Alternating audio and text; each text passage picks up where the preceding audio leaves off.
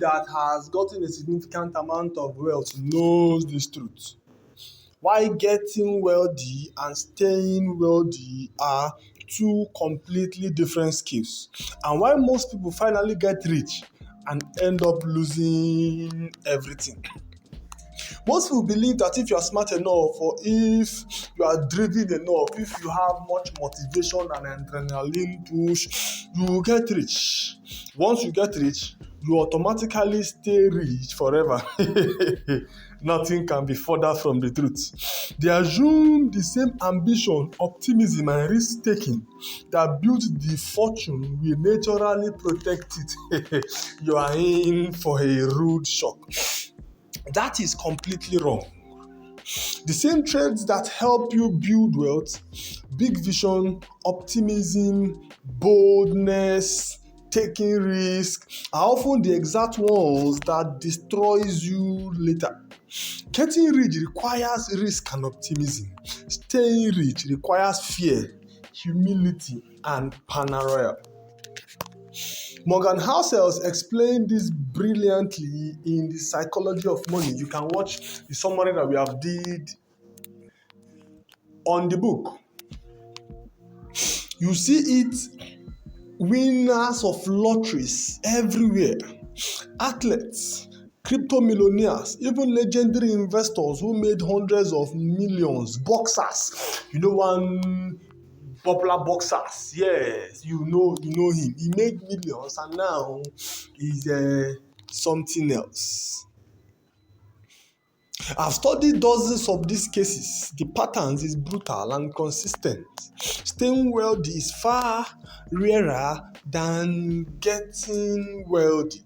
So in this video, you will learn the following. 1, optimism gets you in the game, but you can destroy yourself with that same optimism. 2, the invisible psychological shift from offense to defense. This one is the most important. Psychological shift from offense to defense. Number 3, the barbell strategy that separates those who keep their wealth. Number 4, how to build room for error so you survive the inevitable storms with real examples from business and every other place I can find. Point 1, the thrilling of getting rich. Now, getting rich is exciting. It rewards bold bets, high optimism, and the willingness to take big swings. You pour money in time into asymmetric opportunities like startups, leveraged estates, concentrated crypto bets, or even high-risk forex bets. You just feel like putting 10 lot on your small $10,000 account. And sometimes you can work.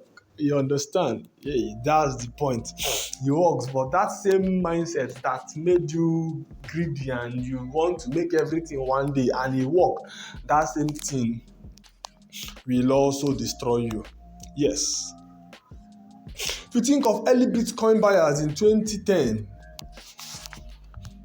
who went all in and turned money into millions, or entrepreneurs like many tech founders who risk everything just on one big idea. This offensive mindset is necessary. Without it, you stay average.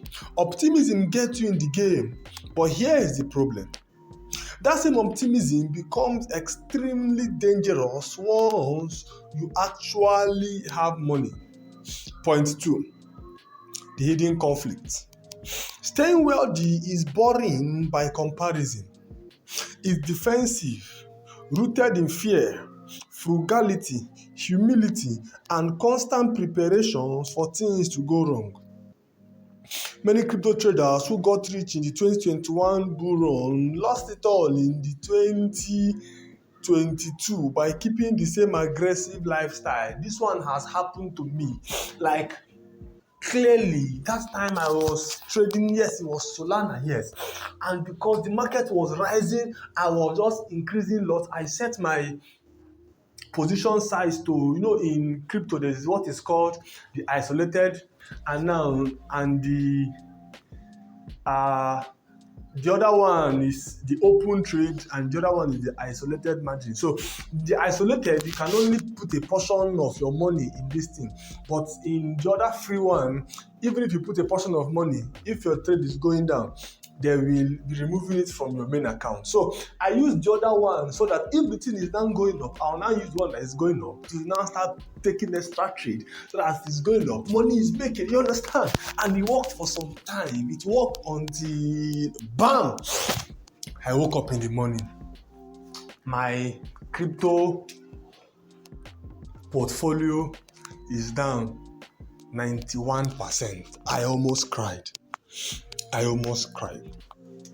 Professional forex traders often build serious accounts during trending markets, only to blow it up when the market is in volatility or the market is now ranging, because they never shifted to defense.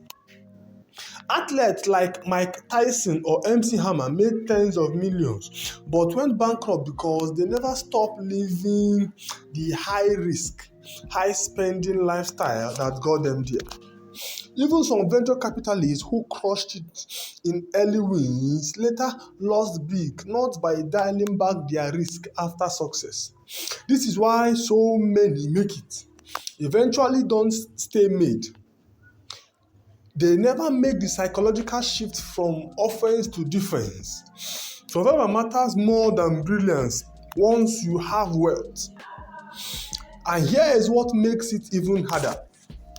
Point 3. The barbell strategy. Morgan Housel's powerful idea. Build a barbell. Extreme optimism on one side for growth, extreme paranoia and conservatism on the other side for protection. So that is the barbell strategy. Keep the majority of your money safe in index fund, cash, bond, diversified assets, while aggressively risking only a small play portion. Crypto example. Hold 80 to 90% in Bitcoin or Ethereum or Solana or all these stable assets or USDT, USDC. But use 10 to 20% for high-risk altcoins or for new opportunities like Shiba Inu or Dogecoin. Forex traders who last long often run conservative core strategies while taking occasional high conviction shots with tiny occasion.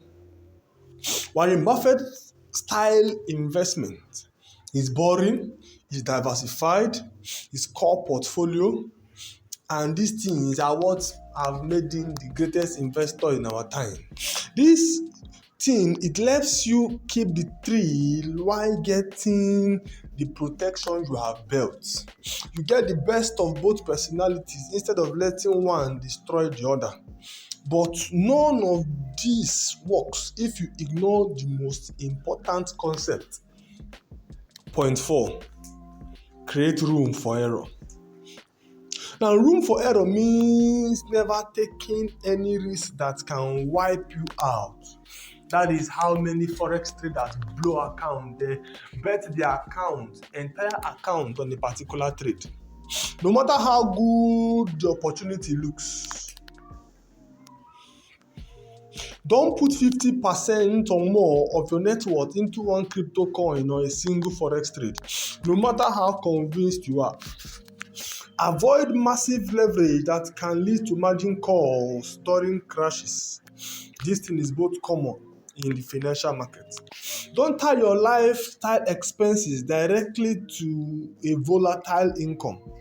Many new rich traders and entrepreneurs learned this the hard way in 2018, 2022, and 2008. Always assume market crash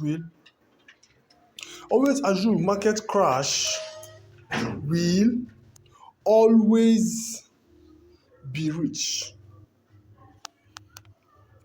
Now, today you have learned the fundamental difference between getting wealthy and staying wealthy.